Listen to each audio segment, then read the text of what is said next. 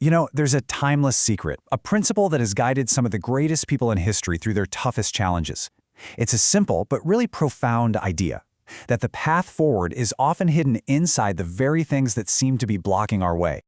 Have you ever had that feeling, like you're just completely and utterly stuck? You know where you want to go, you have a goal in mind, but it feels like some invisible force is just fighting you every single step of the way.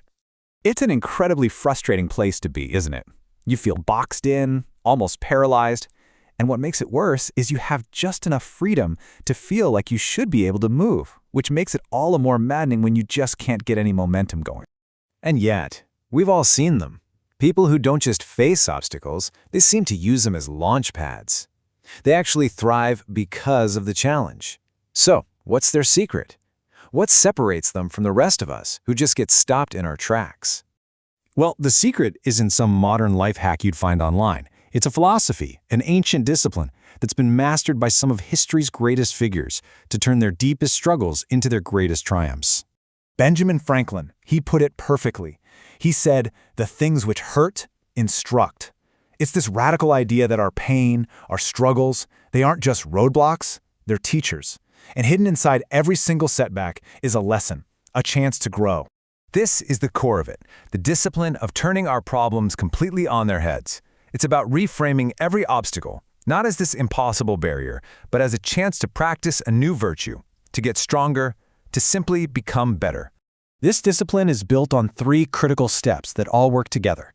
Think of them as a framework for dealing with pretty much any challenge you'll ever face: perception, action, and will. Let's break down what each one really means. Everything starts right here, with perception. This is all about how we choose to see the obstacles in our path. It's about learning how to see things clearly, for what they really are, without all the fog of our emotions getting in the way. And here's the key. Events themselves are neutral. A crashing wave is just a wave. A bad economy is just a set of numbers. Nothing makes us feel a certain way.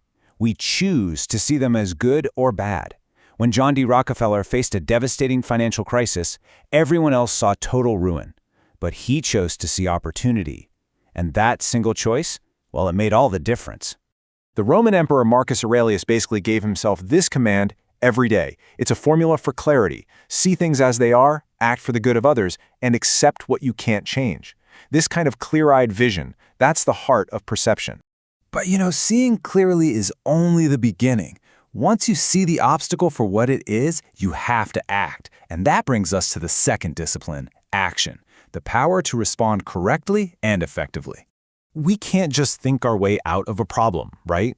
We have to do something. But it can't be just any random action. We're talking about the right action. Something that's energetic, persistent, practical, and strategic. It's about leaning into the problem with everything you've got, not trying to run away from it. Just think about Thomas Edison and his thousands of failed attempts to create the light bulb. Every single one of those failures was just a step in the process. When you face resistance, it doesn't mean you should quit. It means you're actually getting somewhere. The path to doing anything great is supposed to be hard.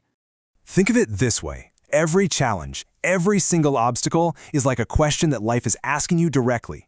Your actions, the deliberate, creative, and dedicated things you do, that's your answer. The only real question is, how are you going to respond? Okay, so we've learned to see clearly, and we've learned to act rightly. But what happens when we've done everything we possibly can, and things still don't go our way? Well, that brings us to the final discipline, the will. This is our internal power to simply endure. Now, the will isn't about blind optimism or just hoping for the best. That kind of thinking will leave you completely blindsided. Instead, it's about anticipation. It's the practice of preparing for things to go wrong, not because you're a pessimist, but so that when trouble finally hits, and it will, you're not shocked or broken by it. You're ready. This is why the will is often called our inner citadel. It's this fortress inside of us that no external event can ever really break into. Look, we can't always control what happens to us, but we always control how we respond. The will is the source of that unbreakable strength. So now we've got the 3 disciplines: perception, action, and will. But it's so important to understand that this isn't some checklist you just go through once.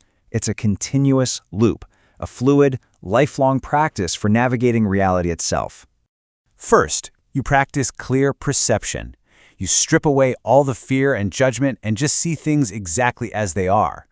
With that clarity, you then take right action. You focus only on what's in your control, you commit to the process, and you let go of the outcome. And finally, you find strength in your will. You accept what's outside of your control with grace, and you endure what you have to with an unshakable resolve. When you start to weave these 3 disciplines into your life, something profound starts to happen. You begin to see that the rock in the road isn't blocking the road. The rock is the road. The very thing that you thought was holding you back now becomes the source of your strength. The obstacle is the way. So I want you to think about your own life. What is the one great challenge you're facing right now? Because hidden inside that very obstacle is your path.